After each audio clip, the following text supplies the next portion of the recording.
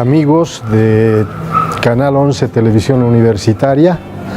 El día de hoy tenemos el privilegio de presentar el programa Memorias que Perduran con la participación del profesor Eladio Castro Aguilar. Eladio es oriundo de Atocha, una estación del ferrocarril, una población civil que se encuentra en el ramal Uyuni-Tupiza.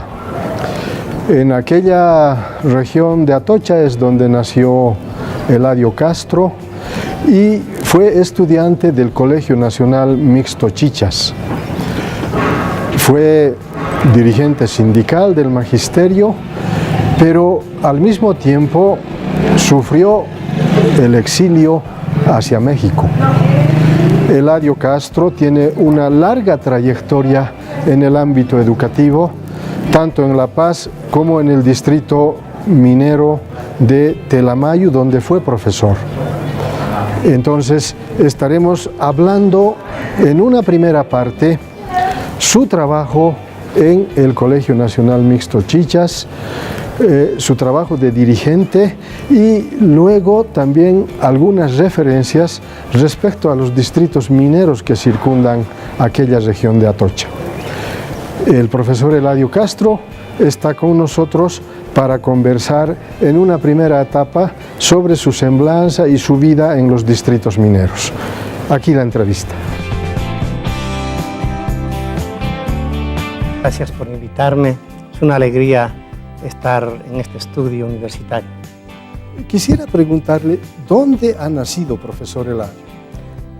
Nací en Atocha, provincia Ciudad Chichas del departamento de Potosí, y soy originario precisamente de ese pueblo tan querido allá en la cordillera de los Andes. ¿Sus estudios primarios y secundarios?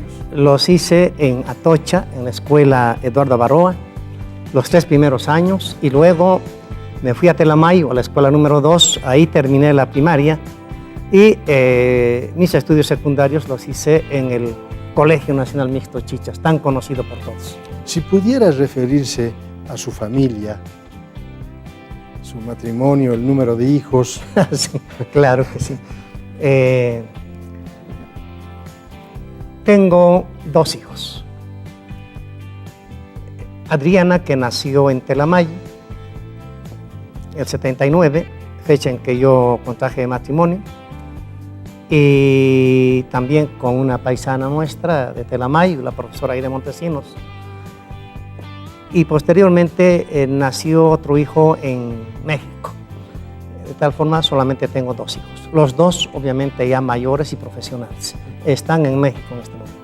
¿Qué recuerdos usted guarda, profesor Castro, del Colegio Nacional Chichas?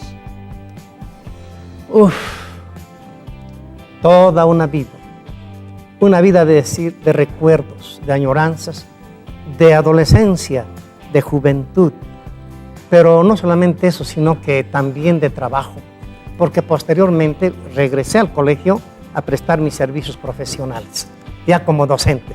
El Colegio Chichas es forjadora de muchas generaciones que hoy están fuera y dentro del país, dando frutos a la patria, a la humanidad, grandes profesionales. El Colegio Chichas es el sagrado templo del saber al que nosotros debemos mucho, mucho de verdad. ¿Qué características tenía este colegio, profesor? En principio, este colegio tenía carreras técnicas, mecánica, dibujo técnico, electricidad y carpintería.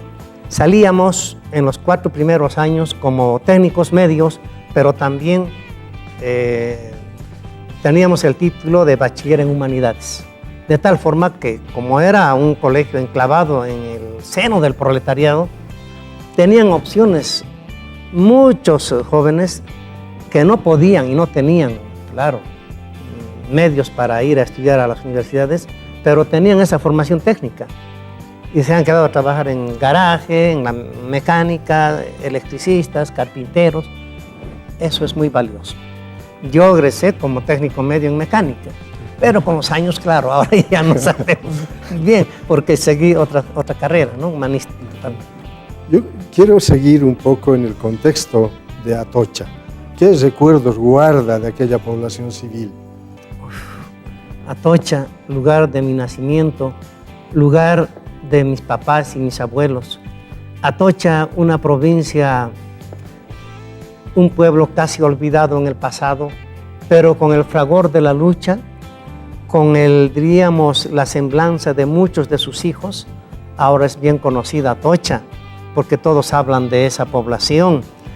Antes se llamaba Punta Israeles, ahora es Atocha, y es una población ferroviaria, pero comercial, que surtía, diríamos, a todos los campamentos mineros que rodean Atocha.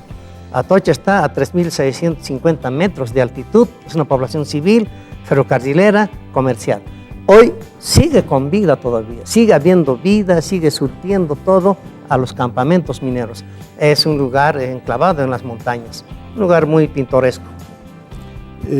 Se refería a la relación que había entre Atocha y los centros mineros. Si podría recordar algunos de los centros mineros más importantes del Consejo Central Sur. Sí, estaba cerca Santana, Siete Suyos, Ánimas, Tatasi, Chorolque, San Vicente, Tacna Rosario, Tacna Retiro, población, Quechisla, poblaciones que han dado en su momento vida, consistencia a nuestra patria. Mineros que de verdad mantenían a nuestra patria. Se producía estaño, romo, plata, bismuto, todos los minerales. Y ese proletariado ha hecho que sus hijos, que nosotros, como yo, tengamos una conciencia de clase. Aún siendo profesionales, mantenemos todavía eso porque tenemos esas raíces. Los atocheños estuvimos vinculados con esas secciones mineras que bajaban y nosotros subíamos. Los estudiantes de las secciones que he mencionado bajaban en carros a un principio, volquetas lo llamábamos, a estudiar, todos a un mismo colegio.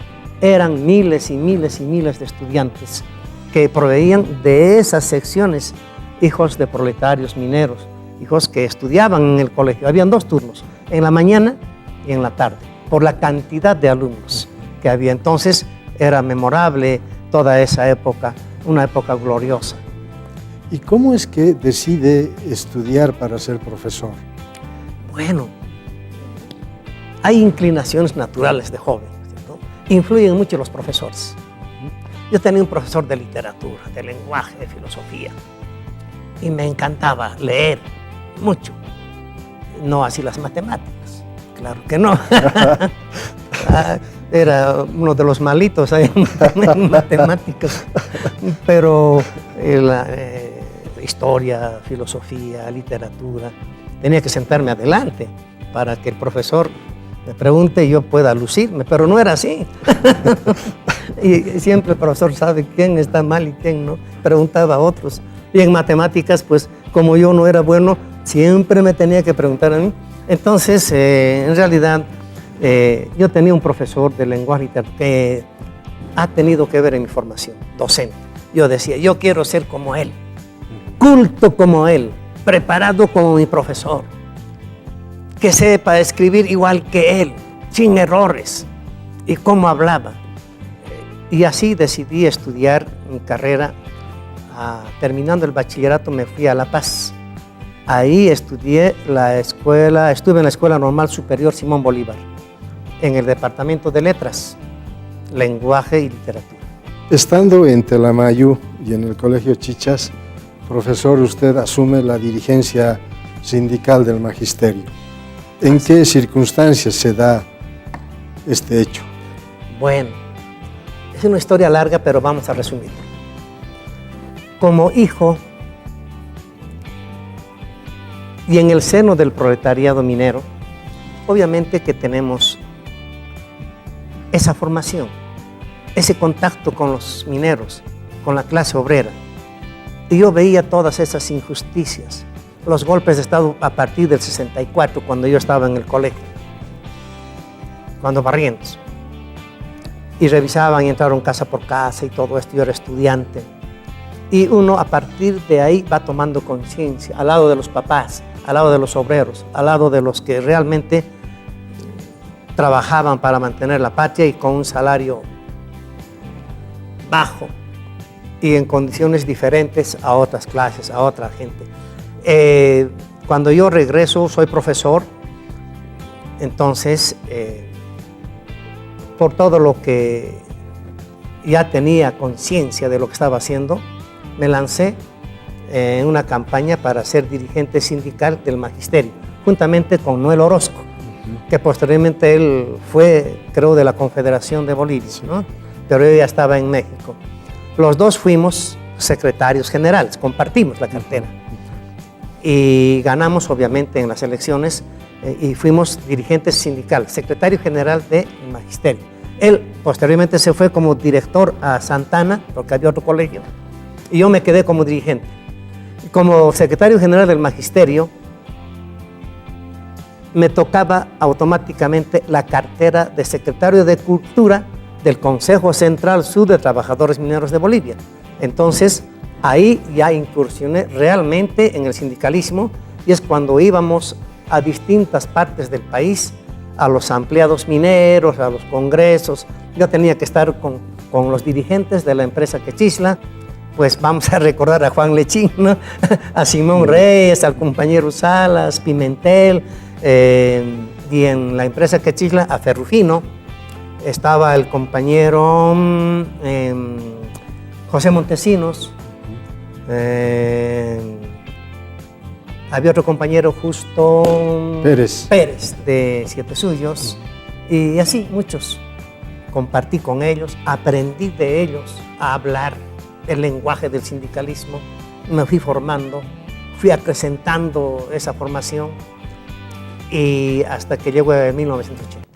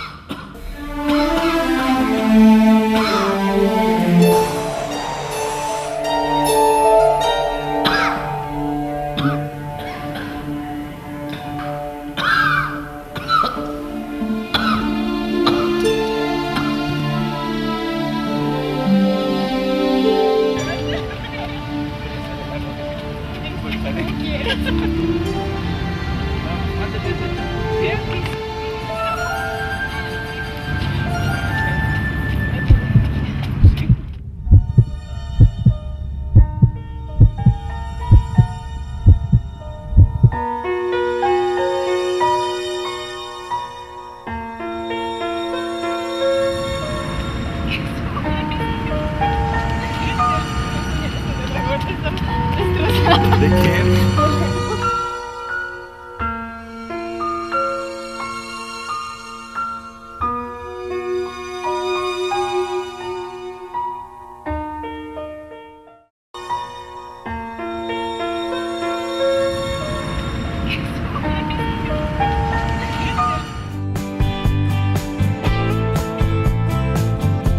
Usted ha tenido que vivir sin duda varios golpes de Estado. ¿Cuál ha sido el más cruento y salvaje, se podría decir? Por supuesto que en 1980, con García Meza y Arce Gómez, los sanguinarios, bueno, todos los golpes fueron sanguinarios, sangrientos, que ha dejado luto, dolor, huérfanos, viudas. Pero el 80 fue tremendo, tremendo. Duró poco, pero fue el más sangriento de todos, donde hubo torturados, perseguidos, exiliados, desterrados, muertos por doquier y principalmente en los campos mineros, donde siempre la dictadura enfocaba sus cañones hacia el proletariado. Y profesor, ¿y en qué circunstancias sale usted al exilio? Bueno, es un poco doloroso recordar todo esto, pero es necesario hacerlo. El programa se llama Memorias. Memorias que perduran. Memorias que perduran. Evidentemente perduran los recuerdos, perduran esas memorias, a veces que se pierden en el tiempo, en el espacio, pero la historia no miente. La historia tiene que rescatar esos hechos de muchos compañeros. Yo como dirigente sindical estaba metido en todo el movimiento, pero no solamente debemos enfocar el aspecto sindical, también incursionó en el campo político, que son las dos vertientes que un luchador, un revolucionario, debe estar totalmente compaginado con estas dos vertientes. En el campo sindical ya dije lo que era, pero también por entonces tomé contacto con el compañero Marcelo Quiroga Santa Cruz. Él viajaba mucho a las minas y veía él más o menos los cuadros posibles para que podamos formar el partido. Entonces ingresé al Partido Socialista 1. Él visitaba Atelamayo y llegaba a mi casa. Mi casa quedaba en el barrio Magisterio, una casita de madera prefabricada, y Marcelo ahí se quedaba conmigo. Y de ahí íbamos a Siete Suyos, a los compañeros, Ánimas, Tatasi y demás secciones en campaña, porque ya se acercaban las elecciones. En ese sentido, pues yo era un militante del PS1 y fundador en el Sud, uno de los fundadores, porque hay muchos. Él fue mi primer maestro marxista aquí en Bolivia. Posteriormente yo ya incrementé sus conocimientos en México, pero él fue una persona que nos enseñó mucho. En esas condiciones es cuando se da el golpe de Estado y supimos una mañana cuando la sirena de Telamayo tocó.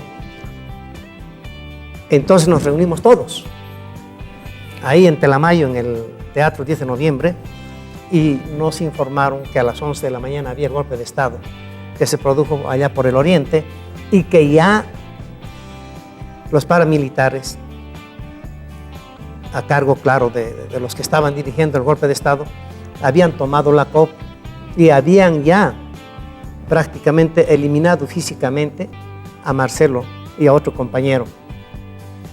Hay versiones de que él no había muerto entonces, creo que estaba vivo, así se lo llevaron al cuartel de Miraflores. Entonces nos reunimos los trabajadores y dijimos, ahora, ¿qué es lo que vamos a hacer? Nos organizaremos en un comité de huelga. Aquí el sindicato ya nada tiene que hacer. El comité de huelga va a dirigir la resistencia antifascista. Dieron nombres y por unanimidad me nombraron a mí, al profesor Eladio Castro Aguilar, como presidente del comité de huelga, para que dirija todo ese movimiento de resistencia antifascista. Estuve yo como presidente y como secretario estuvo Arsenio Álvarez. Hicimos lo que teníamos que hacer, dirigimos todo en brigadas y es un poco difícil relatar todos los detalles que hay, las ambulancias, los medicamentos, el agua, distribuir una y otra cosa para ver y recibir. Sabíamos que iba a haber sangre y muerte, pero también salimos a las montañas en brigadas para, de alguna manera, si no con fusiles, por lo menos con dinamitas y piedras y rocas y dinamitazos y hacer volar puentes, todo eso, para impedir la incursión de los militares a Telamayo y a los centros mineros. A las 3 de la mañana ellos entraron, los militares, con toda la brutalidad y las metrallas que resonaban en el ámbito de Telamayo. Y nosotros retrocedimos y nos fuimos a parapetar en el mero sindicato. Yo y 33 compañeros, fuimos 34. Entonces habían versiones. Escape, profesor, no lo van a perdonar. Yo no tenía por qué escapar. Les he dicho, no puedo.